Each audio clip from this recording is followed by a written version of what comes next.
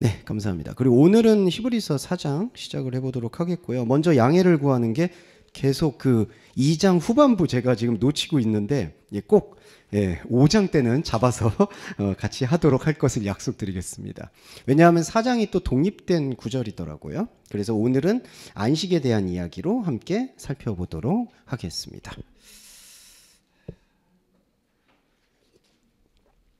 네. 제가 감기가 걸려서 물을 좀 많이 마시게. 물도 아니야. 커피긴 한데 예, 양해해 주시면 감사하겠습니다. 네, 4장 1절부터 한번 가볼게요. 그러므로 우리는 두려워할지니 그의 안식에 들어갈 약속이 남아있을지라도 너희 중에 혹 미치지 못할 자가 있습니다. 자, 여기 보시면은 안식에 들어갈 약속이 남아있다라고 표현을 하는데, 근데 이 말씀 자체에서 우리가 조금은 의문을 가져야 되는 게 있어요. 안식에 들어갈 약속이라고 표현하는 이 맥락, 그러니까 카탈로이포네스 에판겔리아스인데 헬라어로 보면은 약속되어 있는 안식이라는 것은 과연 무엇일까라는 것을 첫 번째로 생각해 봐야 되는데요. 우리가 생각하고 있었던, 특히 구약 성경에서 생각하고 있었던 안식은 두 가지 의미가 있는데, 죽은 이후에 하나님 나라에서 편히 쉬겠다라는 의미로서의 안식이 있고, 그리고 매주 제7일 날 하나님과 함께 아무 일도 하지 않고 쉼을 갖는다라는 의미의 안식이 있습니다. 그래서 그거를 안식이라고 표현을 했던 것인데, 이 히브리서의 말씀에서 4장 1절에 두려워하라, 그의 안식에 들어갈 약속이 남아있어도 너희 중에 미치지 못할 것이다 라는 그 의무, 그 말씀의 뜻은 이 안식이라는 것이 과연 들어가는 것을 얘기하고 있는 것인가, 거기에 대한 질문을 던진다는 게 오늘 우리가 4장에서부터 묵상해야 될 첫 번째 포인트라고 보시면 될 것 같아요. 자, 그러면 의자가 있을지 모르겠네요. 한번 좀 살펴보시면 감사하겠습니다. 네. 그러면 이 첫 번째 4장 1절에 안식에 들어갈 약속이라는 것은 하나님께서 정말 약속하셨다라는 부분도 있겠지만, 더 깊이 들어가 보면은 우리는 안식을 약속받았다라는 뜻이 훨씬 더 강하다고 볼 수가 있습니다. 그러니까 그거는 긍정적이라기보다는 부정적인 의미가 더 강해요. 안식에 들어가도록 한 약속이 남아있다라고 하는 거는 우리가 안식을 약속받았다라는 뜻인데, 그런데 그렇다라면은 그 안식은 언젠가는 들어가야 된다라는 생각을 가지고 있거든요. 그런데 하나님께서 생각하시는 안식은 지금 들어가고 들어가지 않고의 문제가 아니라 이미 너의 마음 안에서 성취되고 있고 실현되고 있다라는 것을 강조하는 게 성경 말씀에서의 본질의 안식이라고 보셔야 돼요. 그러니까 이 1절을 보시면 그의 안식에 들어갈 약속이 남아있지만 너희 중에 미치지 못할 자가 있다라고 얘기하는 그 자체는, 사실은 여기는 절반의 약속이라고는 적어놨지만 이 약속은 하나님의 약속이라기보다는 우리가 어떤 의미로는 열심히 신앙생활을 하고 열심히 종교생활을 하면 하나님의 안식에 도달할 수 있겠다라는 그 약속에 대한 착각이 미치지 못할 거다라고 설명이 된다는 거죠. 다시 설명을 해보면 안식이라는 거는 조금 더, 이거는 먼저 개념을 설명드리고 갈게요. 카타파우신이라는 단어입니다. 안식이. 근데 이 안식이라는 것은 위로부터의 향하는 일을 중단한다는 뜻이 있어요. 그러니까 카타와 파우신이라는 것은 이렇게 위로 향하는 일을 중단한다. 근데 이 위로 향한다라는 일은 뭐냐 하면은 사람이 가지고 있는 모든 욕망의 추동력을 말해요. 힘을 말합니다. 그러니까 사람이 살아가도록 하는 힘이 있잖아요. 그게 바로 뭔가를, 목표를 바라보고 위를 향하고자 하는 목표의식이에요. 그러니까 내가 뭔가를 이루어내겠다, 뭔가를 해내겠다라는 그 마음가짐이 사실은 위로부터 향하는, 위를 향하는 사람의 마음이라는 거죠. 그거는 긍정적이고 부정적이고 문제가 아니라 사람의 본성이에요. 그런데 안식이라는 것은 그 사람의 본성을 커팅한다는 거예요. 자른다는 겁니다. 그러면 사람이, 또 이제 복잡하지만 설명을 드릴게요. 그러면 사람은 위로부터 향하는 그 에너지가 있는데, 그 위로부터 향하는 것을 하나님의 말씀에 의해서 커팅을 당하면 그러면은 그 에너지도 없어지느냐? 그렇지는 않아요. 사람이 가지고 있는 삶을 살아가고자 하는 에너지와 동력은 그대로 남아있는데, 그리스도인에게는 그 그리스도인에게 남아있는 에너지와 동력이 예전처럼 위로부터 향하는 욕망의 약속에 의해서 소비되지가 않는 전환점을 맞이하는 게 안식이라는 뜻입니다. 그러니까 그리스도인에게는 결정적 차이가 뭐가 존재하냐면은 모두 다 일을 하고 모이고 밥을 먹고 돈을 벌고, 그러니까 그렇게 살아가는 거는 다 동일해요. 거기 안에서는 조금 안타까운 얘기지만 그리스도인이나 비그리스도인이나 윤리적으로나 도덕적으로 큰 차이를 나타내지는 않아요. 그리고 또 하나, 큰 차이를 나타내려고 노력하는 것도 하나의 함정이 돼요. 무슨 말씀이냐? 그리스도인이니까, 예수를 믿는 사람이니까 뭔가 사회나 삶에서 모본을 보여야 된다는 그 생각으로 활동을 한다 하더라도 조금 죄송한 표현인데 비그리스도인이나 그리스도인이나 독진개찐이 된다는 거예요. 왜냐하면은 그게 로마서에서 보시면은 율법이 없는 이방인들도 그들만의 양심으로 율법이 있는 너희들을 판단하지 않겠느냐라고 얘기를 합니다. 그러니까 당시의 그리스도인, 당시의 유대인들도 우리는 하나님이 주신 계명을 열심히 지키고 있다라고 하는데 그것도 제대로 못 지켜요. 자, 냉정히 보면 10계명 중에 뭐 하나 제대로 지키는 게 있을까요? 부모님을 공경하라고 하는데 그 공경의 기준이 어디에 있어요? 그리고 내 이웃의 것을 탐하지 말라고 하는데 안타깝지만 우리의 경제 상황은 이웃의 것을 빼앗지 않으면 살 수가 없습니다. 이게 경제의 이론이에요. 잘 아시겠지만은, 아니 내가 먹고 살려면 다른 사람 거를 가져올 수밖에 없는 이 약탈의 경제가 안타깝지만 이 지구촌의 경제예요. 그러니까 그 10계명은 지킬 수가 없는 거예요. 그러니까 하나님께서는 그거를 지키라고 주신 말씀이 아니라 이것을 지킬 수 없음에 대해서 진솔하게 고백하고 영적인 차원으로 나아가라는 안식을 주시는 말씀인 건데, 그걸 잊어버리고 비그리스도인과 그런 것들을 경쟁하면서 빛과 소금이 되려고 하다 보니까 이 그리스도인의 진짜 안식에 대한 정체성을 잃어버리게 된다는 겁니다.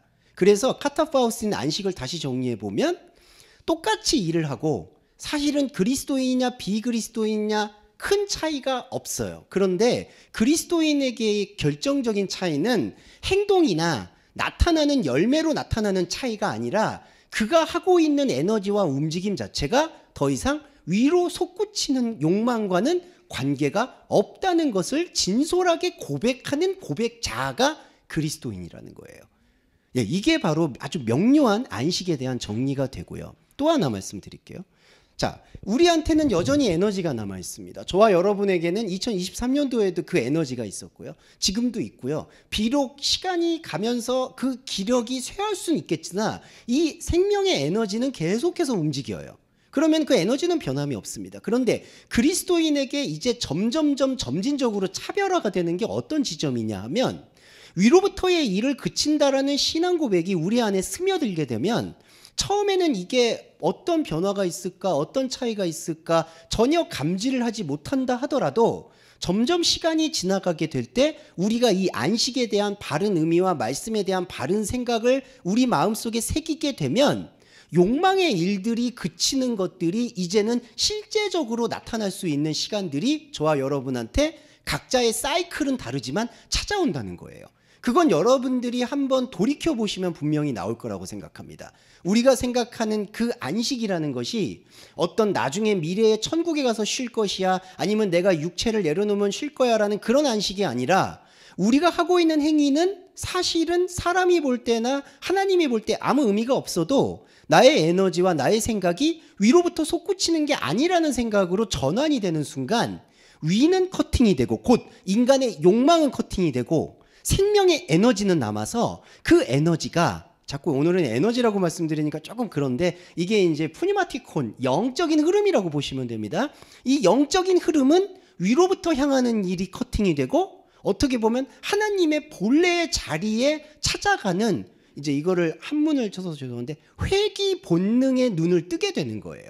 그러니까 창세전 자아의 눈을 뜨면서 나의 본래의 본성이 하나님 세계로 향하게 되는, 눈을 돌리게 되는 그 총체적인 과정이 안식이라는 겁니다. 그래서 우리는 매번 매 순간을 이 안식을 경험하는 거고요. 그 다시 정리해 말씀드리면 그렇게 경험한 안식은 약속이 솔직히 아니라는 거예요. 나중에 어떻게 안식을 주겠다, 너 이 세상 살기 힘들었지 내가 위로해 주겠다, 그런 감정적 위로의 안식은 사실상 존재하지 않는다. 그러니까 남아있는 약속이라는 것에서의 우리의 말씀을 비추어서 급진적으로 말씀드리면 이 안식에 들어갈 약속은 없다. 이미 우리는 안식체다라는 것을 생각해 주시면 좋겠다는 거예요. 자, 그게 이제 2절에 보면 들음의 말씀이 융화되기 못하기 때문이다라는 건데, 오늘 안식의 부분들은 약간 복잡성이 있는데 잘 이해해 주실 거라고 믿고 그냥 설명을 올리도록 하겠습니다.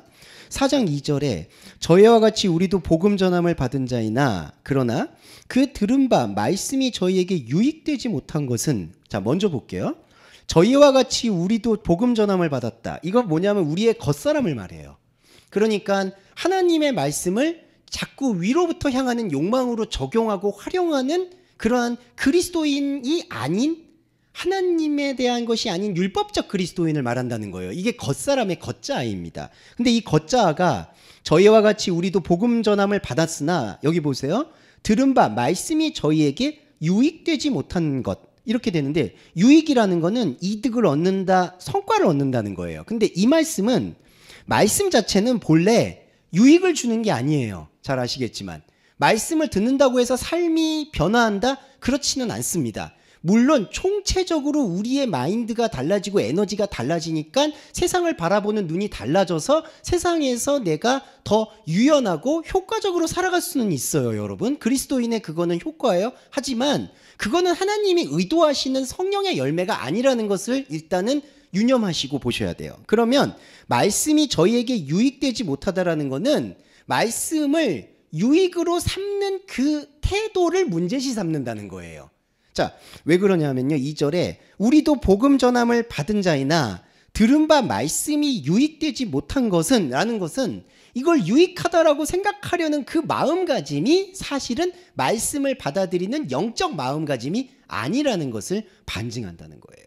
자, 그리고 후반부 볼까요? 이것은 듣는 자가 그 믿음을 화합하지 아니함이다 라고 되어 있습니다.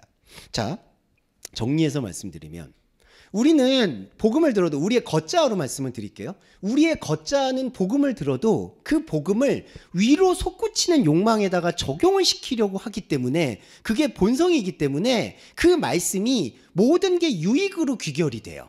그러니까 내가 이 말씀을 듣고, 심지어 죄송하지만 내가 1시간 기도했으면 1시간 기도한 만큼의 응답이 있어야 되고, 1시간 동안 간절히 일을 내고 간절히 뭔가를 구했으면 하나님께서 그에 상응하는 어떤 열매를 주셔야 된다라는 게 우리 마음속에 내재되어 있는 위로부터 향하는 유익을 바라는 마음이에요.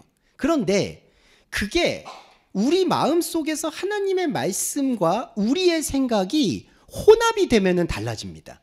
여기 보시면 들음의 말씀이 융화된다라는 말이 있어요. 그리고 여기 한글 번역에서는 화합이라고 되어 있습니다. 이게 이제 쉰 케크릭 하메노스인데, 이게 쉰과 케크라멘스의 합성어인데요, 혼합이라는 뜻이에요.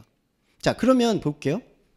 우리는 위로부터 향하는 에너지를 가지고 말씀을 들었어요. 저와 여러분은 지금 그렇게 들었습니다. 이게 절반이라고 치면은, 또 다른 절반은, 이 말씀은 위로부터 향하는 것을 꺾어내는 안식의 말씀이기 때문에 우리는 올라가려고 하고, 하나님의 말씀 반응은 그거를 끊어내려고 하고, 이 두 가지가 믹스가 돼요. 이게 혼합이에요. 혼합이라는 단어를 성경에서 부정적으로 보시는 경향이 많은데, 여기서만큼은 혼합이 돼야 돼요. 그러니까 내가 향하려는 위로부터 향하는 마음, 저와 여러분은 욕망체예요. 안타깝지만 저와 여러분이 이 시간에 모여서 저도 말씀을 나누고 여러분도 오신 거는 다 위로부터 향하는 에너지예요. 그런데 이 에너지의 말씀과 우리가 듣는 말씀과 하나님께서 우리 안에서 존재 자체로 밝혀주시는 그 말씀이, 우리는 올라가고 그분은 커팅하고, 이 운동성, 생명의 운동력이 생기기 시작하는 게 바로 혼합입니다. 그래서 제가 왜 이 혼합에 대해서 말씀을 드렸냐 하면은, 우리는 혼적 자하고 영적 자를 얘기할 때 혼적인 자를 완전히 커팅하고 영적인 자만을 위하는 그 마음이 있는데, 그게 한마디로 영지주의라는 거예요. 이게 욕망입니다. 또 다른 욕망. 뭐 어떤 욕망일까요? 모든 종교가 추구하는 욕망인데, 이 불교 용어 써서 죄송한데, 이 사바 세계, 이 현실 세계에 너무나 번뇌가 많고 힘들고 이 문제에 대해서 해결을 받고 싶은 마음에서 기독교는 예수 그리스도를 부르고, 천주교는 성모 마리아, 뭐 물론 성모 마리아 숭배하지 않는다고 얘기하지만 보니까 뭐 다 하더라고요. 그리고 이거는 뭐 저는 뭐 피할 수가 없기 때문에, 그리고 다른 종교는 원래 석가모니는 자기를 숭배하지 말라고 했는데 석가모니 저렇게 형상이 금부치 형상이 저렇게 가 있는 게 그게 우리가 향하고 있는 그 욕망을 계속해서 배설하게 될 수밖에 없는 게 혼적 자아의 고달픔을 지원해서 영적인 세계로 나아가고 싶어 하는 욕망이에요. 그게 사실은 세속적 욕망보다 더 큰 욕망이라고 보시면 됩니다. 이게 종교적 욕망이 세속의 욕망보다 훨씬 더 커요. 쉽게 말해서 돈을 벌고자 하는 욕망보다 돈을 열심히 벌어서 내 가족을 평안하게 먹히고 그리고 내가 평안하게 이 생을 마감하겠다라는 그런 은퇴 계획이 오히려 종교적 욕망이 훨씬 더 큰 거예요, 여러분. 돈보다 이게 상위 개념이에요. 그래서 이거를 가지고 우리가 혼적인 자아는 계속해서 시달리고 싶지 않기 때문에 영적인 자아로 나아가고 싶어 하는 게 오히려 안식을 못하는 위로부터 솟구치는 욕망이 되는 거예요. 안타깝지만 유대인들의 탈무드는 그렇게 위로부터 솟구치려는 영적 자아로 나아가려는 영지주의적인 운동을 아주 세련되게 만든 교훈집이 탈무드가 되는 거예요. 이게 안타깝지만 그렇습니다. 그래서 삶에서는 세련되고 교양되고 감정을 잘 다스려서 이 삶도 축복을 받고 저 삶에서도 천국을 가자. 이런 게 바로 가장 극렬한 안타까운 욕망이에요. 그런데 하나님께서는 우리에게 안식의 말씀을 줌으로써 안타깝고 힘들지만 우리가 가지고 있는 이 비루한 모습, 이 비천한 모습, 이 위로부터 향하는 에너지의 모습을 계속해서 끊임없이 보여주시는 게 혼합된 말씀의 역할입니다.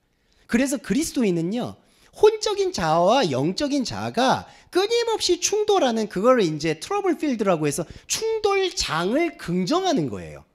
이게 무슨 뜻이냐면은 이게 이제 바로 영적인 고난인 건데 종교적인 욕심은 이 영적인 고난을 완전히 삭제시키고 하나님의 온전한 것으로 나아가서 나는 이제 더 이상 집착도 없고 고뇌도 없고 평안하다 이거를 추구하고 싶어 해요.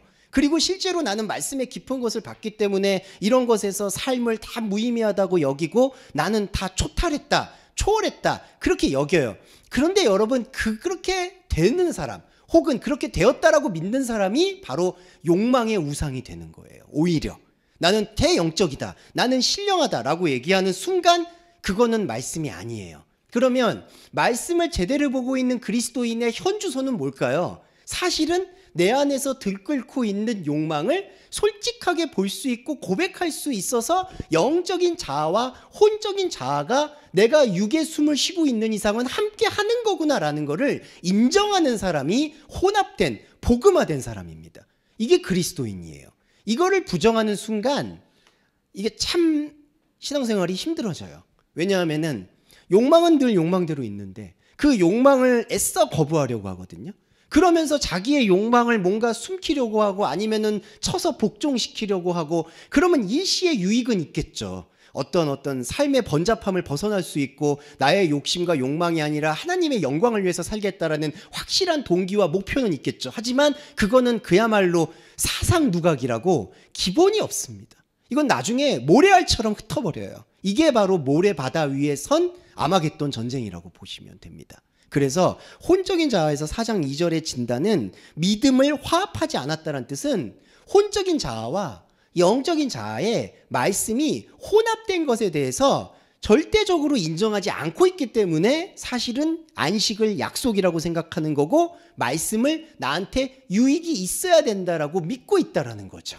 네. 그래서 제가 전환점을 말씀드리고 싶은 거는 제가 왜 자꾸 이 말씀이 우리 삶에 무의미하다라는 것을 자꾸 말씀드리냐면 이거는 이분법적인 견해가 아니라 이러한 말씀이 우리 안에서 더 깊게 순환이 되면 될수록 오히려 삶에서 초연한 삶을 살 수가 있기 때문에 말씀을 드리는 거예요. 이거는 저에게도 간증이기도 하고 저도 욕망의 덩어리이기 때문에 늘 그 욕망에 시달리죠. 그리고 지금도 인정을 하고 고백을 하죠. 그런데 그걸 고백하는 나와 그걸 고백하게끔 이끌어준 하나님의 영적인 말씀이 공존하고 있다면 이 세상에 대해서 예전만큼 그렇게 들끓는 위로부터 향하는 욕망에 나를 완전히 저당 잡히지는 않게 되는 게 그리스도인의 현실적 변화라는 겁니다.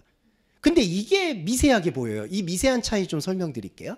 근데 이제 이걸 가지고 만약에 이제 제가 그런 모습을 보인다. 그러면은 이제 만약에 현실적인 욕망의 그리스도인, 그러니까 말씀을 통해서 유익을 얻으려는 그리스도의 눈에는 그게 어떻게 보이냐면은 바로 성령의 충만을 받은 열매로 보인다는 거예요. 저 사람은 희락이 있고 화평이 있고 돈 욕심이 없는 것 같고 법 없이도 살 것 같다라고 하는데, 자, 그리스도인이 진짜 안식을 취하게 되면은 세상이 무관심해지고 세상이 무의미하다는 알기 때문에 처음에는 좀 그게 감각이 힘들어지지만 세상에 대해서 한 걸음 물러서서 객관적으로 살아가게 되기 때문에 돈 욕심이 없어 보이고 사람 관계에 집착을 안 해 보이는 걸로 귀결이 되는 거예요. 그런데 그거를 또 마치 말씀의 유익과 효능으로 보게 되면 이런 거죠. 아, 저분은 성령의 충만을 받았기 때문에 하나님께서 희락과 양선과 화평과 돈 욕심을 벗어나게 해주셨구나 라고 보게 되면은 그건 또 말씀의 유익이 돼버리는 거예요. 근데 그런 것들은 말씀드려서 죄송하지만 불교에서도 훨씬 잘하는 겁니다. 무소유와 무의와 그리고 노장사상만 그 책 한 권 읽으면은 무의는 그냥 습득이 돼요. 아, 아무것도 위하지 않고 나는 이 삶에서 그냥 거중만 내려놓고 가겠다. 이렇게 가는 게 훨씬 더 낭만적이에요. 그게 아니라는 거예요. 그리스도인은 우리가 죽는 순간까지 혼합된 자아를 가지고 간다는 겁니다. 혼적인 자아와 영적인 자아. 그게 바로 안식의 거룩함이에요. 예, 자, 조금 더 설명드릴게요. 자, 4장 3절에 이미 믿는 우리들은 그 안식에 들어가는 도다 이렇게 돼 있는데, 자, 4장 3절 말씀 볼게요. 이미 믿는 우리들은 저 안식에 들어가고 있다라고 얘기하는데 우리가 이 말씀에 대해서 조금 더 깊이 봐야 됩니다. 이건 물론 긍정적인 것도 있는데 오늘 이 시간에서는 요번 2024년 히브리서에는 요걸 조금 더 심층적으로 들어가 볼게요. 이미 믿는 우리들은 저 안식에 들어갔다. 근데 이게 부정적인 의미로 조금 묵상할 필요가 있어요. 우리는 안식에 들어가 있다. 우리는 안식에 들어가고 있다. 이렇게 믿고 있는데, 자, 히브리서에서 구약 성경을 인용한 거를 보겠습니다. 한글 번역은 이렇게 돼 있어요. 내가 노하여 맹세한 바와 같이 저희가 내 안식에 들어오지 못하리라 하셨다. 이렇게 표현이 돼요. 근데 이 구약의 메시지를 히브리서에서 신약으로 헬라어로 풀었을 때는 어떻게 되냐면요. 요건 잠깐 읽어드리고 제가 풀이해드릴게요. 호스 호모사 엔토 오르게무 에이셀타인 에이스텍 카타파우신 무. 그럼 뭐냐면요. 이거는 내가 진노 안에서 맹세한 것과 같이 나의 안식에 그들이 비록 들어오더라도 이렇게 직역이 됩니다. 그러면 요거는 반대 개념인 게 무슨 뜻이냐면은 그들이 만약에 안식에 들어왔다라고 믿어도 그거는 나의 진노 안에서 이루어지는 일이다 라고 번역을 하는 게 정확한 번역이에요.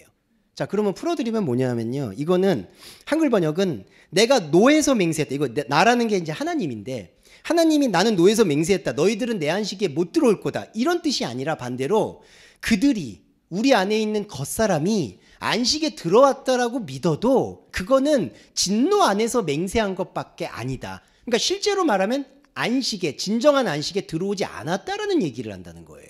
그러면은 3절 부분을 볼게요. 이미 믿는 우리들은 안식에 들어갔다? 이것도 아니라는 거죠. 그러니까 이 안식에 들어가려고 노력하는 그 근본적인 행위가 말씀을 유익으로 보고 그리스도를 나의 겉사람의 충족 기관으로 이해하고 있다라는 것을 반증하고 있다는 거예요. 그래서 3절에 이미 믿는 우리들이 안식에 들어갔다는 얘기는 사실은 우리는 들어갔다라고 믿어도 그거는 진노 안에서 이루어진 일이다. 그럼 이 진노는 뭐죠? 하나님이 주시는 진노가 아니라 사람이 만들어낸 욕망의 충동을 말해요. 이 진노라는 오르게스라는 뜻은 충동입니다. 충동은 저와 여러분이 늘 향하는 위로부터 향하는 혼적 자아를 말해요. 그러니까 우리는 안식에 들어갔다라고 믿어도 그 믿음은 사실은 하나님의 생명이 아닌 우리의 충동에서 벌어지는 일이라는 거죠. 이게 아주 엄청난 말입니다. 왜냐하면은 우리는 예수님을 잘 믿었습니다. 우리는 예수님 믿었고 세례 받았고 그리고 구원을 받았다라고 우리 사형리 같은 거 보면은 그렇게 표현을 하죠. 근데 여러분 구원이 일단 뭐죠? 이때는 수단이 되죠. 예수님을 믿는 게 뭐죠? 주어가 내가 돼요. 내가 예수를 믿었습니다. 그럼 이 믿음은 감정이에요. 그냥 내가 예수님 십자가에 못 박히신 거 믿고요. 부활하신 거 믿고요. 아멘으로 화답했습니다. 끝. 구원이에요. 이렇게 믿어버리는 거예요. 그게 뭐냐면은 우리는 안식에 들어왔다라고 믿는 거예요. 이게 예수님 비유로 말씀드리면 99마리 양이 이 꼴이라는 거예요. 아, 우리는 구원받은 99마리 양이다. 저 산으로 간 한 마리 어떻게 불쌍해서. 그러니까 우리는 저 한 마리 양을 데려와야 된다. 우리는 구원받은 사람, 저 사람은 방황하는 사람. 이렇게 갈라치기가 된다는 거예요. 근데 이 4장 3절의 말씀은 바로 그 뜻이 아니라 그렇게 안식에 들어갔다라고 믿고 있는 그 믿음이 오히려 잘못된 믿음이라는 거죠. 그러면 이 믿음에서 벗어나려면 어떻게 해야 될까요? 좀 용어를 써서 죄송한데 구원에 대한 관점과 안식에 대한 관점을 바꾸는 예배자가 되면 되는 겁니다. 이 예배자가 바로 지금 시간이에요. 뭐냐? 아, 구원은 받는 게 아니다. 구원은 내 안에서 살아가는 것이다라는 말씀 인식으로 바꾸는 거고요. 안식도 약속하신 안식에 내가 들어가는 게 아니다. 나는 계속해서 위로부터 향하는 혼적 자아를 가지고 있지만 그 혼적 자아의 눈으로 영적 자아를 보니 나의 혼적 자아와 영적 자아가 비록 충돌하고 있지만 이 혼적 자아와 영적 자아가 하나인 것이 하나님께서 말씀하시는 안식의 본질이구나 라는 걸 깨우치게 되는 게 안식이에요. 그러면 뭐가 나오느냐? 4장 4절에 제7일이 등장하는 겁니다. 이게 안식교에서 되게 중요시하는 개념인데 7일. 하나님은 이 7일 안에서 안식했다라고 얘기하는데 자, 요것만 좀 설명드릴게요. 7은 하나님의 완전함을 뜻해요. 근데 하나님의 완전함이라는 것을 우리가 인지할 때 어떻게 인지해야 되느냐? 이건 좀 표현이 죄송한데 이걸 불가지라고 해서요. 내가 어떻게 이해할 수 있는 영역이 아니다라는 고백이 우리는 7을 고백할 때 나오는 신앙 고백이에요.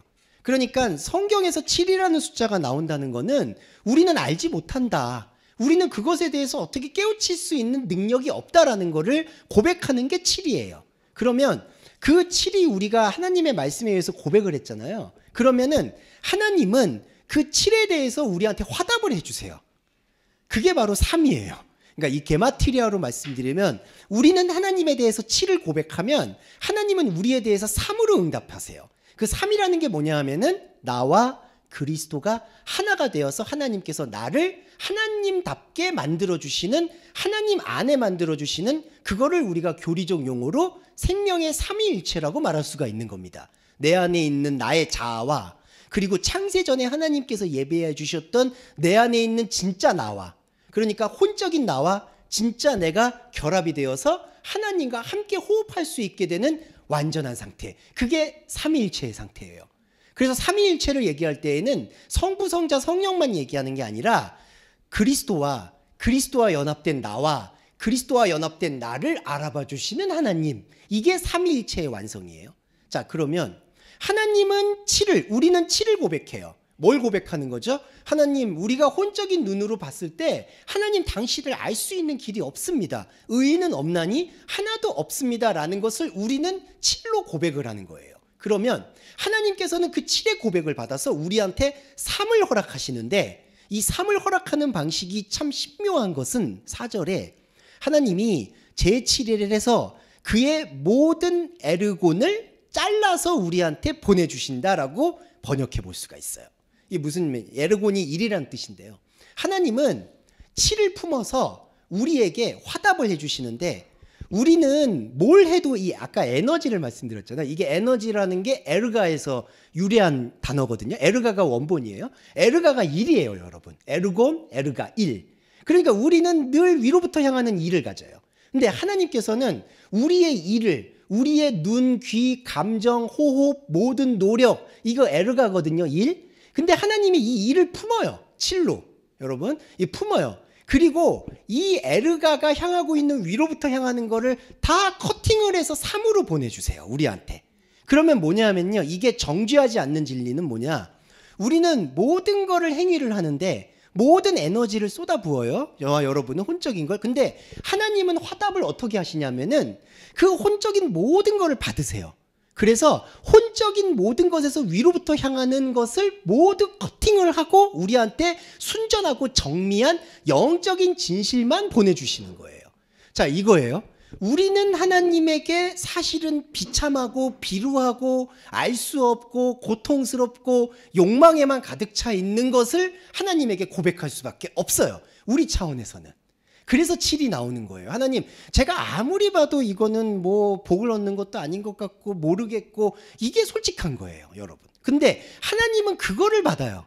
그거를 받아서 마치 정수기에서 삼투압을 하듯이 그 안에서 있었던 나의 모든 번잡한 욕망의 그 끈을 다 지워내고 온전히 순전한 것만 나한테 다시 돌려보내는 거예요. 이게 하나님과의 영적 대화입니다. 이게 7이에요, 여러분. 그래서 그 구약에서 제7일에는 아무 일도 하지 말아라, 안식해라, 이게 아무 일도 하지 말라는 게 하나님의 본 뜻은 진짜 아무 일도 하지 말라는 얘기가 아니에요. 에너지는요, 아무 일도 하지 않아도 누워서 숨만 쉬어도 에르곤입니다.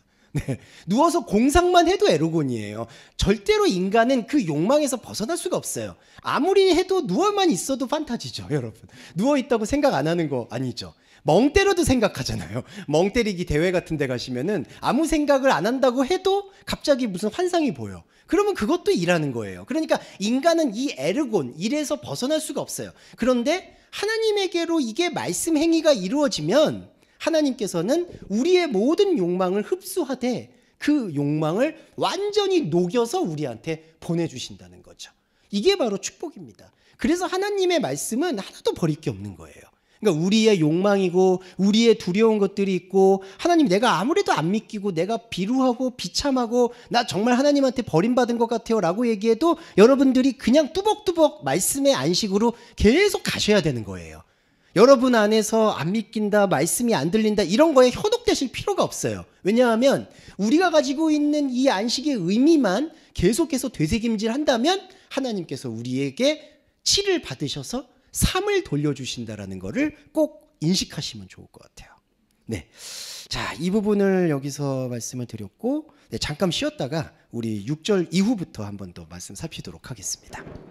자, 그러면 이제 두 번째 말씀을 좀 시간을 가져보도록 하겠습니다.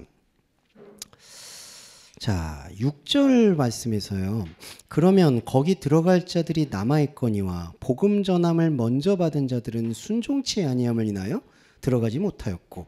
근데 이제 우리가 좀 안타깝지만 거기 들어갈 자들이 남아있다라는 이 개념이 참 역설적인 개념이 있습니다. 무슨 뜻이냐면 거기 들어갈 자들이 남아있다라는 요 남았다라는 개념이 4장 6절에 아폴레이포인데, 이거는 사람들이 떠나보냈다, 버렸다라는 뜻이 있습니다. 아폴레이포라는 게 버려진 자. 그러니까 이게 이제 구약 백성의 말로 하면요, 구약은 두 가지 백성의 말이 있는데 하나는 이스라엘이 있고 하나는 히브리가 있어요. 그런데 여호와 하나님께서는 히브리를 부르시기를 원해요. 히브리라는 것은 머리 둘 것 없는 사람, 떠도는 사람. 그래서 이거를 이제 근동지방의 요즘 용어는 하비루라고 표현을 합니다. 난민이라고 표현을 해요. 그러니까 국가가 없고 떠도는 사람. 근데 이게 오히려 여호와 하나님이 원했던 그리스도인의 참 모습이었어요. 그러니까 저와 여러분도 하비루가 정신의 하비루가 되는 거죠. 솔직히 정신의 히브리 백성. 그러니까 삶은 살아가되 나는 어디에도 사실은 발을 붙일 수가 없는 존재다라는 거를 긍정할 수 있는 게 그리스도인의 자세이긴 해요. 그러니까 여기 4장 6절에 거기 들어갈 자들이 남아있다라는 뜻은 몇 명이 남아있다라는 얘기가 아니라 진짜 안식에 들어갈 수 있는 것은 사실은 우리 눈에서 버림받은 사람들이다라는 뜻을 내포하고 있습니다. 그러니까 사실은 우리 한 자아의 눈으로 봐야 돼요. 한 자아의 눈에서 내가 이 정도면 쓸모 있었지, 이 정도면 잘 살았지라고 생각했던 그런 자아들은 사실은 버림받은 자들이 아닙니다. 진짜 구원은 이사야서에서도 사실은 버림받은 자가 구원이 이루어지고 그는 흠모할 만한 아무것도 없다는 말씀처럼 우리의 안목에서 보이지 않았던 그 영적 체계에서 꼽히고 있다는 거, 그게 바로 남아있는 자예요.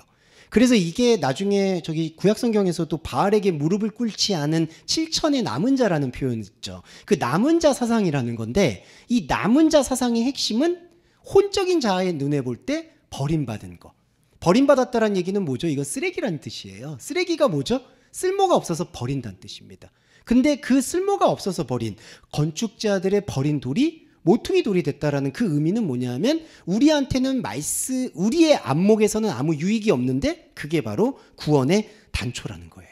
그런데 이 구원에 대해서 눈을 뜨지 않으면 모두가 불순종입니다. 안타깝지만 6절에 저들은 순종치 아니함을 인하여 들어가지 못하였으므로. 그러니까 순종하지 않았다. 이 뜻이 뭐냐면 하나님 말씀을 잘 못 들었다, 안 들었다 이런 뜻이 아니라 스스로 하나님의 말씀에 대해 문을 닫고 그냥 내가 내 식대로 해석해왔던 것을 불순종이라고 생각하시면 되겠습니다. 그러니까 성경에서 순종, 불순종 말할 때에는 명령을 지켰다, 안 지켰다의 문제가 아니에요. 그냥 하나님의 말씀을 내 식대로 듣는 게 불순종이고요. 그래서 내 식대로 들어서 더 충성을 다하면 그건 오히려 더 큰 불순종이 될 수 있다. 그리고 반대로 내가 들을 수가 없습니다. 하나님 나의 말씀과 나의 인식으로는 하나님을 알 수가 없습니다라는 신앙 고백을 출발점으로 가지면 그게 오히려 순종이 된다. 이렇게 이해해 주시면 되겠습니다. 그리고 7절과 8절에서 다윗이 나오는데 다윗의 글에 여기 보시면 오늘이라는 단어가 나옵니다. 이게 어떤 의미를 가냐면은 좀 표현이 죄송한데 그냥 결론적인 거 말씀드리면 다윗이 오늘 너희가 이 말씀을 듣거든 너희의 마음을 강팍하게 하지 말아라. 오늘은 역사를 부정하는 단어가 돼요. 이게 왜 그러냐면요. 역사라는 건요. 과거하고 미래만 있습니다. 냉정히 말하면. 그러니까 현재를 기록하는 게 아니라 역사는 보시면 알겠지만 흘러온 거를 기록한다는 거죠. 그래서 과거의 일을 기록을 해서 우리가 역사 공부하는 이유도 과거의 일을 되풀이해서 손해를 보지 않으려고 과거를 기록한다는 거예요. 그러니까 과거를 되풀이해서 좋은 거는 계승하고 나쁜 거는 극복하겠다라는 게 역사예요. 근데 다윗의 구약의 말씀을 오늘이라는 걸 인용하는 이유는 뭐냐면 다윗이 시편을 통해서 신앙 고백을 하는 건 이거는 구약의 이스라엘 백성들의 역사 기록이 아니다라는 거를 강조하려는 어법이에요.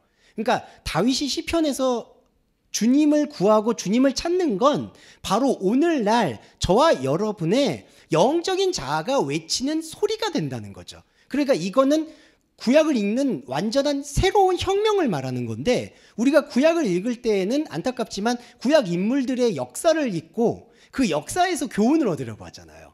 그러니까 다윗이 이런 인생을 살았고 아브라함이 이런 업적을 쌓았고 그리고 우리가 위인전을 읽는 것도 그 조선왕조 실록을 읽는 것도 그런 역사적인 반면교사를 삼으려고 읽는 거잖아요. 그런데 성경 말씀은 그렇게 읽는 게 아니다라는 거를 여기 7절에 다윗의 글을 인용해서 오늘 너희가 이 말씀을 듣는다면 라는 거를 강조하는 겁니다.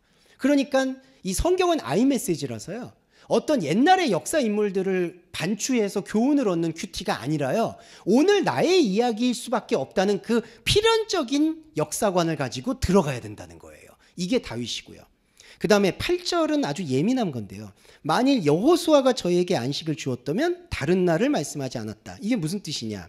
여호수아는 안식을 준 적이 없다는 뜻입니다. 여기 여호수아는 두 가지 의미가 있는데 실제 구약 인물 여호수아를 말하는 게 하나고요. 또 하나는 예슈아라고 해서 메시아를 표현할 때 이 표현을 자주 씁니다. 메시아, 예슈아, 여호수아, 구원자.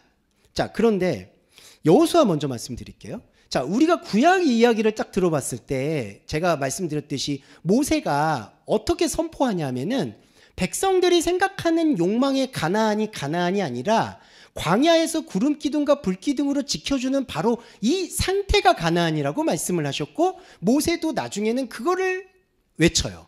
근데 백성들이 그걸 거부하죠. 그리고 여호수아와 갈렙을 지도자로 삼아서 눈에 보암직한 선악과적인 가나안으로 들어가는 겁니다. 그러니까 여호수아가 사실은 가나안을 인도한 게 아니라는 걸 반증한다는 거예요. 여호수아는 사람들이 들어가고 싶어 하는 곳으로 들어간 거예요. 근데 안타깝지만 하나님이 우리를 거기로 인도하셨다라고 합리화를 하는 것뿐입니다. 그냥 솔직히 자기들이 먹고 살고 싶어 하는 곳으로 들어간 건데 그 가나안은 근데 이거를 하나님께서 허락해 주신 땅이다라고 자기 합리화를 하는 게 이 모습이었다는 거죠. 그러니까 여호수아는 너희에게 안식을 주었을 리가 없다라는 말씀을 히브리서에서 지금 강조하는 거예요. 그리고 또 하나는 여호수아가 아니어도요. 사람들은 늘 여호수아 다음에 무슨 일이 벌어지느냐? 사사 세우죠. 사사. 근데 사사 세우는 걸로 만족을 못하니까 그 한나를 통해서 갑자기 특정한 사람을 선지자로 만들죠. 그게 사무엘입니다. 사무엘은 자기의 운명에 대한 참 안타까움이 있어요. 왜냐하면 어머니가 서원을 해버렸거든요. 그러니까 자기한테 선택권이 없어요. 그 솔로몬도 똑같아요. 다윗이 또 서운한 존재가 돼요. 그러니까 백성들은 여호수아가 없어지면은 끝날 줄 알았는데 그게 아니라 여호수아가 끝나고 나니까 또 사사를 세우고 사사로 만족을 못하니까 사울을 세우고 다윗을 세워요. 이게 뭐죠? 이게 사람이 생각하는 예수와 메시아라는 거예요. 이게 우상숭배입니다. 그리고 이게 바로 십계명에서 다른 신이에요. 그러니까 우리가 구약 말씀을 오늘로 읽으면 구약의 모든 사실은 인물들은 우상숭배자라구나 라는 걸 고백할 수 있어야 된다는 거죠. 아브라함이 우상숭배자고 야곱이 우상숭배, 요셉도 우상숭배, 안타깝지만 여호수아도 우상숭배, 그리고 우리 안에 있는 혼적인 자아도 다른 신을 섬길 수밖에 없는 숙명을 가졌구나. 그래서 이걸 고백해야지 영적인 자아하고의 연합이 이루어진다는 겁니다. 이게 바로 의인은 없나니 하나도 없다라는 이 말씀의 실천이 되는 거죠. 네, 자, 그게 바로 여호수아에 대한 안식입니다. 자, 그러면서 10절 말씀을 조금 더 드려볼게요. 자, 10절 말씀이 은혜 중에 은혜라서 여기 보시면 이미 그의 안식에 들어간 자는 하나님이 자기 일을 쉬심과 같이 자기 자신의 일을 쉰다. 요거 설명을 드릴 때 미리 9절도 잠깐 말씀드릴게요. 그런즉 안식할 때가 하나님의 백성에게 남아있다. 자, 아까 제가 버림받았다라는 거 말씀드렸잖아요. 9절에 보시면 백성에게 남아있다. 이게 이제 사람이 생각하는 안식에 들어가는 그 안식이 아니라 우리가 버린 거, 버린 자가, 아까 그 예수 그리스도를 설명할 때 건축자들의 버린 돌, 이게 바로 여기 9절에 백성에게 남아있다. 이게 남아있다라는 게 우리의 혼적인 자아가 버린 걸 말하고 있어요. 그래서 안식이라는 것은 우리의 생각이 버린 바로 그 지점, 우리의 생각이 무너진 바로 그 지점을 말하고 있다. 이게 바로 하나님 백성에게 남아있는 안식이라는 겁니다.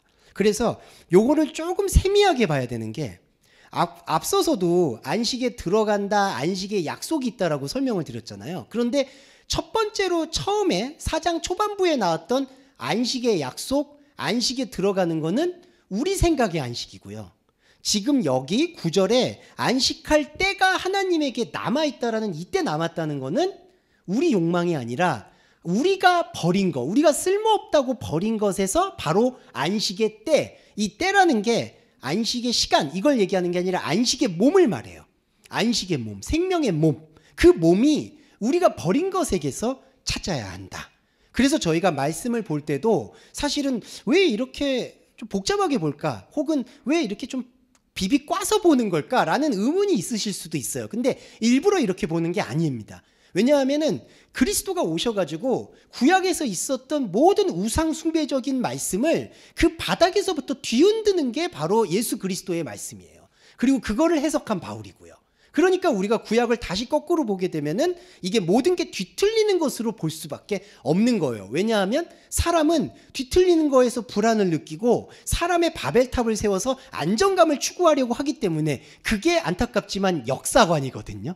그래서 우리가 공부를 할 때도 참 이런 말씀해서 죄송한데 공부를 할 때 저도 또 논문을 쓰는 편인데 저는 조금 불만인 게 자꾸 논문을 쓸 때 이게 각주를 너무 충실하게 인용을 해요. 물론 각주를 인용을 해야 되겠죠. 근데 자꾸 위에 배운 사람들의 어떤 이론들을 자꾸 정확하게 열거한 다음에 자기 이론을 내세우는 경향이 있는데 이게 저는 함정이 좀 있다고 생각해요. 왜냐하면 맞아, 역사에서 증명된 것들, 역사에서 많은 사람들이 합의하고 인정해 준 것들, 그것들을 다 쌓아가지고 이런 것들을 다 계승하고 보니까 내가 있다.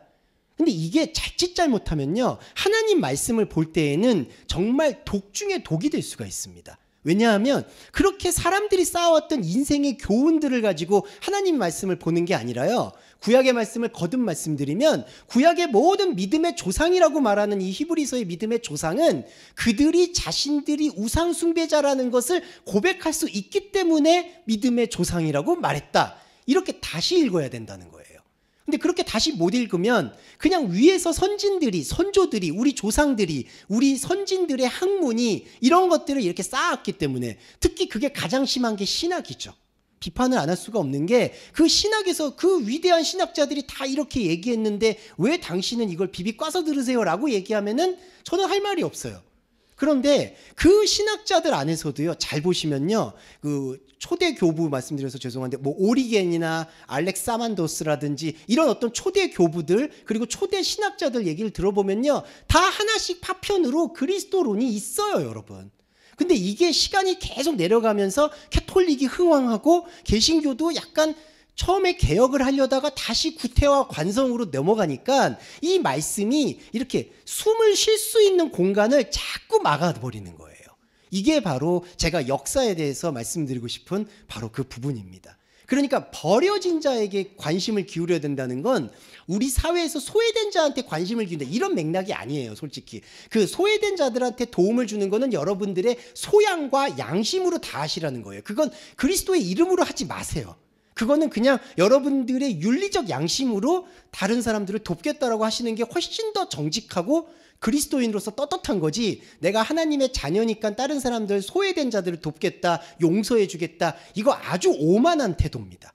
누가 누굴 도와요?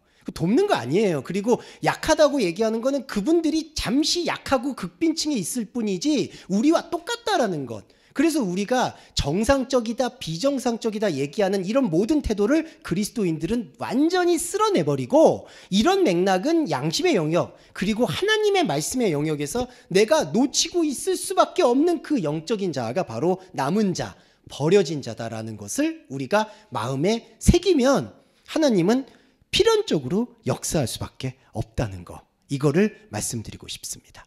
자, 그리고 하나만 더 설명드리고 싶은 게 11절에 보시면 이런 게 조금 어려운 부분이 있어요. 오늘 요거 하나님의 말 12절 해야 되겠다. 12절까지만 갈게요. 지금 58분이니까 조금 더 쓰시면 좋겠습니다. 자, 11절에 그러므로 우리가 저 안식에 들어가기를 힘써라. 힘쓰라고 해요. 이게 스프라주고. 근데 힘쓰라는 얘기가 이런 것 때문에 우리가 원문을 읽을 때 되게 어려워하시는 게 있어요. 근데 이거는 안식에 들어가려고 힘써야 돼요. 힘쓴다는 게 뭐냐면 아까 제가 첫 시간에 말씀드렸듯이 말씀을 계속 보려고 노력을 하셔야 된다는 겁니다. 여기에는 죄송한 말인데 왕도가 없어요. 뭐 제가 조금 우려되는 부분은 이런 게 있어요. 성경 66권 다 읽어도 그냥 하나님을 알만한 게 내 안에 없다는 거 고백하는 것뿐인데, 그러면 나는 지금 이 순간 이거를 요약해서 다 들었으니까 더 읽을 필요가 없지 않느냐. 근데 여러분 안타깝지만 이렇게 이 인간의 모습은 그렇게 만만하지가 않습니다. 왜 성경이 이 오랜 시간 동안 66권을 거쳐서 쓰였을까요? 이 모든 삶에서 국면에서 우리가 그렇게 간단하게 나 그냥 아멘으로 고백하면요, 나는 그냥 구원 받은 것 같아요, 그렇게 구원파적이면 얼마나 좋겠어요. 근데 전혀 그렇지가 않아요. 여러분, 이 우리의 존재라는 게요, 이것만 좀 설명드릴게요. 존재라는 게 이렇게 몸이 있고 시간이 있고 이게 아니라, 존재는요 이 한 인생을 다 포괄하는 거예요. 그러니까 10살 때의 나도 있고 주원규도 있고 50세의 주원규도 있고 70세의 주원규도 있는데, 이 모든 게 하나님이 보실 때는 한 몸이에요. 몸. 그러니까 시간까지도 다 포함을 해버린다는 거죠. 그러면 그렇게 시간을 포함했을 때 우리 안에 안타깝지만 하나님의 생명만 있느냐? 제가 봤을 때 생명은 정말 부족하고요. 냉정히 얘기해서 우리가 알게 모르게, 제가 아까 역사 말씀드렸듯이 우리의 선진들이나 우리의 윗대 사람들이 쌓아왔던 그 얼토당토한 하나님 없는 지식들이 가득 쌓여 있고, 우리는 그걸 통해서 삶의 노하우와 처세술과 감정 처리와 심리 상담과 치유와 이런 것들을 다 써먹는 거예요. 그러면 여러분, 이게 다 뭐죠? 위로부터 향하는 욕망이에요. 이걸 어떻게 경계하죠? 하나님의 말씀에 힘쓰지 않고서는 사실은 이 우겨싸는 것에 대한 영적인 내가 스트러글을 계속해서 반복하는 일이 아니고서는 이렇게 계속 우리한테 밀려 들어오는 위로부터 향하는 욕망을 견제할 길이 없다는 겁니다. 그래서 저는 이 히브리서 11절에 힘쓴다는 거는 그냥 액면 그대로 힘쓰셔야 된다는 거예요. 이거는 게을러서는 안 됩니다. 저도 그렇게 생각하고요. 그리고 정말 저도 이 유익을 따지는 사람이라, 내가 교회를 해서 무슨 유익이 있지? 맨날 그런 생각이 들 때마다 그러면 이게 뭐지? 이렇게 생각이 들 때가 있는데, 그래서 계속해서 말씀은 보고 느끼고 나눠야 돼요, 여러분. 이거는 왕도가 없다. 이렇게 말씀드리고 싶습니다. 그래서 이 왕도가 없다라는 경계가 뭐냐 하면, 누구든지 저 순종치 아니하는 본에 빠진다. 순종치 않는 본이 뭐냐 하면요, 참 안타깝지만 순종하지 않는다는 게 불순종이잖아요. 근데 불순종과 휘포데이그마, 본은 똑같아요. 닮아 있어요. 이게 무슨 뜻이냐 하면, 하나님의 말씀을 듣는다는 거는 그냥 한마디로 말씀드리면 완전히 그냥 광야를 걷는 겁니다. 광야라는 뜻이 뭐냐면 깃발이 없는 곳이에요, 여러분. 그러니까 우리가 산행을 하거나 어디를 걸을 때도 이게 사람이 심리적으로 이 어디 몇백 미터 이런 걸 꽂으면 옛날에 히말라야 등반하셨던 초대분들이 그게 가장 어려워서 그 두려움 때문에 등반을 실패했다고 하더라고요. 내가 어디까지 올라가야지 이게 정상인지를 모르니까. 근데 한 번 올라간 분이 이제 깃발을 꽂으니까 그 다음부터는 등반을 하는 게 되게 주기가 짧아지는 걸 확인해 볼 수 있어요. 이만큼 광야하고 다르게 사람은 그 깃발들을 잘 꽂는다는 거죠. 그러니까 앞에서, 이것도 역사인데 누군가가 앞에서 이렇게 살아왔고 이런 대학교를 갔고 이런 길을 걸었으니까 이런 길을 차근차근하게 잘 걸으면 너도 성공할 수 있어. 이거 세속적인 성공일 수도 있고 그 다음에 그리스도인의 신앙생활일 수도 있는 거죠. 그런데 그리스도인에게는 이 불순종의 본은 뭐냐 하면 본은 깃발을 말하는 거고요. 진짜 순종은 깃발이 없는 곳으로 나아가는 거예요. 이게 이제 아브라함의 예를 들면 본토 친척 아버지 집을 떠나라는 게, 본토라는 뜻이 바로 깃발이라는 뜻이 있습니다. 이 히브리어 베트가 집이라는 뜻인데 집은 하나의 표식이거든요. 그러니까 저기로 가면 된다. 저기로 가라. 근데 아브라함에게 하나님이 주신 말씀은 저기로 가라는 게 없어요. 그냥 깃발이 없는 곳으로 나아가라. 이게 우리 대속죄일날 아사셀 양이 안수해가지고 무인지경으로 가죠. 이거와 똑같은 원리예요. 그래서 보시면 불순종의 본에 빠지지 않는다라는 얘기는 그 본, 휘포데이그마, 그 깃발, 형상, 형체, 목표물, 거기에 빠지지 않게 하려 합니다라는 뜻이 있습니다. 그래서 이 그리스도인이 새롭게 호흡을 익혀야 되는 거는 바로 여기에 있어요. 말씀은 누군가가 깃발을 꽂아주는 게 아니다. 누군가 가르치는 게 아니다. 비록 제가 지금 여기서 원문이나 이런 것들을 소개를 해드려도 이거는 소개지 여러분들에게 깃발을 꽂는 것과는 전혀 무관합니다. 여러분 안에서는 이제 영적인 히브리인이 되는 거예요. 본토 친척 아버지 집을 떠날 수밖에 없는 거예요. 그리고 나중에는 궁극적으로는 실제의 삶에서도 그 깃발을 꽂고 부동산을 얻고 뭘 얻어서 안정감을 받았던 그 안정감은 이제 점점점 줄어들고, 그런 안정감이 없어도 안정감이 오는 상태. 그렇죠. 깃발이 없고 목표가 없고 다른 사람들이 뭐라 그래도 나는 그냥 신경 쓰지 않고 내 길을 걸어갈 수 있는 상태. 바로 그 상태로 말씀이 전환되는 게 그리스도인의 본질적 모습이고요. 그렇게 될 때 사실은 진짜 미흡하지만 그때부터야 전도가 일어난다는 거예요. 그러니까 바울이 그걸 한 거예요. 바울이 자기 자신 하나를 변화시키는데 일평생을 투자하니까 결국 그 바울의 움직임을 통해 로마서라든지 고린도전서 후서가 나오는 거고, 그 다음에야 다른 사람들에게 이른바 선한 영향력이 있는 거지. 저는 그런 것들 말들을 되게 좋아하지 않아요. 우리가 우리 하나 솔직히 구원하기도 힘든데 죄송합니다. 근데 누구한테 선한 영향력을 행사해요? 그거 아니에요. 그거는 그냥 윤리와 양심으로 하신다는 거 한 번만 더 말씀드리고, 그리고 12절로 들어와 볼게요. 하나님의 말씀은 살았고 운동력이 있어 라고 되어 있습니다. 좌우의 날선 모든 칼. 자, 이 말씀 처음에 첫 번째 부분 해석해 드릴게요.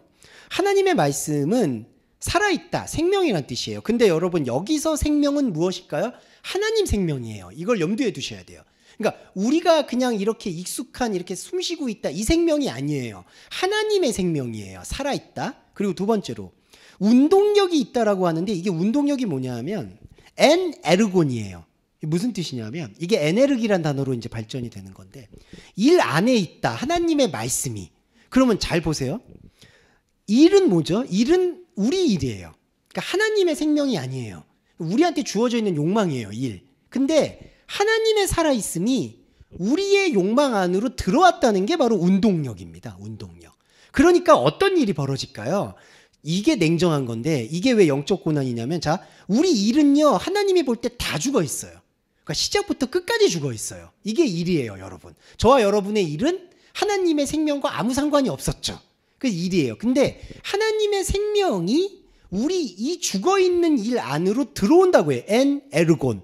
그럼 어떤 일이 벌어지냐? 하나님의 차원이 우리 차원으로 들어와서 우리 차원을 막 소용돌이치고 막 휘젓는 거예요.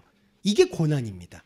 왜 고난이죠? 자, 우리 일은 코스모스라고 해서 우리 일은 되게 안정감을 추구해요. 이것도 깃발론인데, 깃발과 목표로 다 짜여져 있어요. 사실 그걸로도 교육받고 그걸로 저 자녀들을 교육하잖아요. 그러니까 이렇게 교육이 돼 있는데 하나님의 말씀, 살아있는 말씀이 들어오면 우리가 이렇게 잘 짜왔던 거를 하나님의 말씀은 알파에서부터 오메가까지 다 휘저어버리는 거예요. 이게 바퀴 안에 바퀴예요. 그러니까 하나님의 말씀은 살았고 운동력이 있다는 게 이 운동력이 우리의 죽은 일 안으로 하나님의 말씀은 들어와서 휘젓는다. 그러면 휘젓게 되면 어떤 효과가 나오냐면요. 좌우의 검보다도 예리하다고 해요. 그럼 좌우가 뭐죠? 이 좌우가요, 여러분. 이게 이제 음양의 이치인데요. 불교에게서 오늘 계속 죄송한데 이거 있죠. 없음이 있으면 있음이 있고 음이 있으면 양이 있고 남자가 있으면 여자가 있고 이게 동양사상의 핵심입니다. 그러니까 그림자와 빛, 빛과 그림자, 낮과 밤. 그래서 이 모든 것들이 음양 오행의 조화를 이루고 있다. 이거는 실제로 사람의 바이오리듬 그리고 인생의 어떤 흐름, 사주팔자라고도 표현하죠. 그리고 명리학이라고도 표현하죠. 이거는 다 동양인들이 가지고 있는 생각입니다. 그리고 동양인도 마찬가지고 서양인도 마찬가지예요. 근데 중요한 건 이거는 우리가 살고 있는 인생의 교훈이에요, 여러분. 근데 여기 보세요. 좌우의 검보다 예리하다고 해요. 그럼 무슨 뜻이죠? 이 균형을 파괴한다는 뜻입니다. 그러니까 사람은 있고 없고 높고 낮고 많고 적고 그리고 보암직하고 추하고 미추라고 하죠. 아름답고 추하고 다 만들어놨어요, 여러분. 그렇게 해가지고 직장도 만들고 교육도 만들고 인생도 만들고 종교도 만들고 그렇게 살아온 거예요. 근데 이 완벽하다고 생각하는 조화를 바닥에서부터 뒤흔든다는 거예요. 그러면 자 이거 말씀드릴게요. 그러면 우리가 살고 있는 실제 삶을 뒤흔든다는 뜻이냐? 그게 아니에요. 실제 삶은 정말 오행, 사주팔자, 명리학 이런 것처럼 실제 삶은 삶이에요. 그런데 하나님의 말씀을 보는 자아가 저와 여러분에 있잖아요. 말씀을 보는 이 눈은 그 있고 없고 음양으로 판단되는 것을 넘어선다는 것을 말하고 있다는 거예요. 그래서 제가 강조하는 건 이 성경 말씀을 음양으로 보면 안 된다는 거죠. 음양이 뭐죠? 선악과로 본다는 거예요. 아, 이거는 큰 구원이고 이건 작은 구원이고 이건 벌거벗은 구원이고 여러분 많이 들어보셨죠? 그리고 이거는 11조고 이거는 11조가 아니고 요거는 성령 회방죄고 요건 성령 회방죄가 아니고 이거는 구원받는 거고 이건 구원 못 받는 거고 여러분 이거 다 음양이에요. 좌우에 서 있는 거예요. 이거를 하나님이 보는 자는 하나님의 그리스도인은 이거를 바닥에서부터 휘젓는 눈으로 봐야 된다는 거예요. 이게 하나님의 말씀입니다. 그렇게 되면 어떤 효과가 나오냐면은 혼과 영과 관절과 골수를 찔러 쪼갠다라고 하는데 요것만 말씀드릴게요. 혼에서부터 영을 관절에서부터 골수를 뽑아낸다라는 게 정확한 번역입니다. 그러니까 혼과 영을 이렇게 쪼갠다는 표현보다는 이게 푸시케테 푸뉴마예요. 그래서 혼에서 영을 추출한다라는 의미가 있는 겁니다. 이게 추출하다. 우리가 골수를 채취한다고도 하죠. 이렇게 골수나 혈액 같은 걸. 그래서 혼에서부터 영을 뽑아내고 이게 관절과 골수인데 관절은 우리의 구조를 말해요. 구조, 구체, 구조. 그 구조에서 골수는 진액을 말하죠. 우리 여러분 뭐 흑염소 진액 이런 거 들어보셨죠?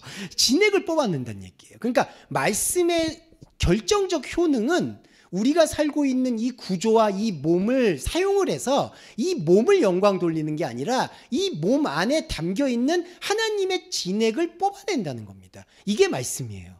그래서 이걸 찔러 쪼갠다라고 표현을 해요. 왜 쪼갠다라는 표현을 썼느냐? 이게 그냥 나오지가 않죠.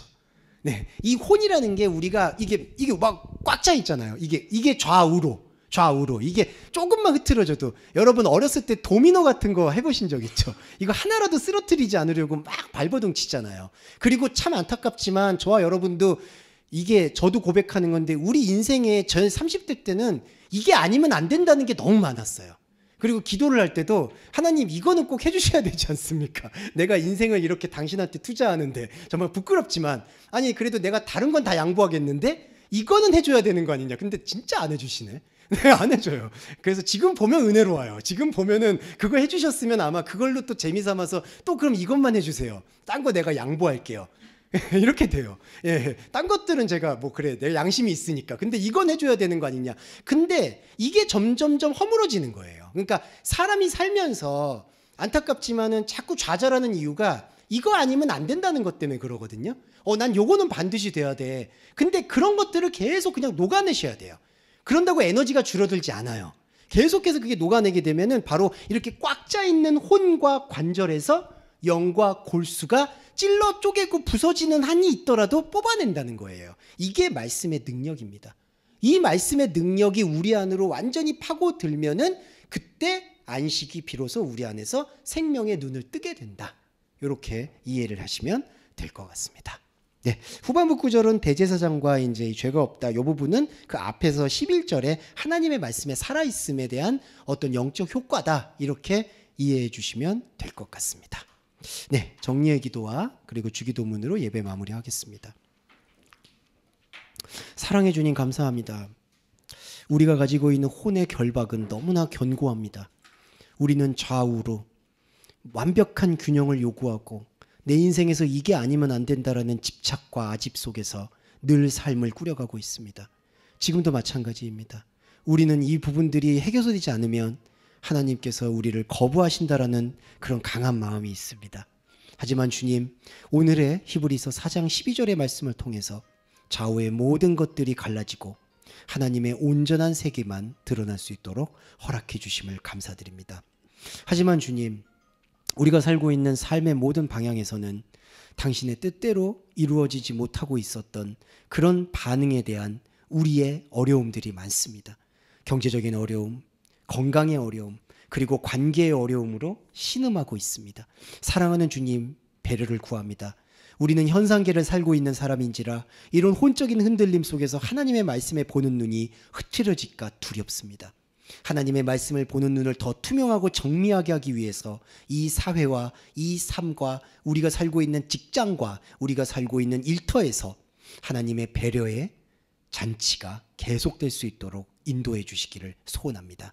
하지만 그 목적이 우리가 이 삶의 깃발을 꽂고 이 삶의 유익을 추구하는 것이 아니라 오직 우리 안에 살아계신 하나님의 말씀의 생명력을 위한 발견임을 고백합니다. 우리 주 예수 그리스도의 이름으로 감사하며 기도합니다. 아멘. 주기도문 함께 하겠습니다. 하늘에 계신 우리 아버지여, 이름이 거룩히 여김을 받으시오며 나라의 임하옵시며 뜻이 하늘에서 이룬 것 같이 땅에서도 이루어지이다. 오늘날 우리에게 일용할 양식을 주옵시고 우리가 우리에게 죄 지은 자를 사하여 준 것 같이 우리의 죄를 사하여 주옵시고 우리를 시험에 들게 하지 마옵시며 다만 악에서 구하옵소서. 대개 나라와 권세와 영광이 아버지께 영원히 있사옵나이다. 아멘.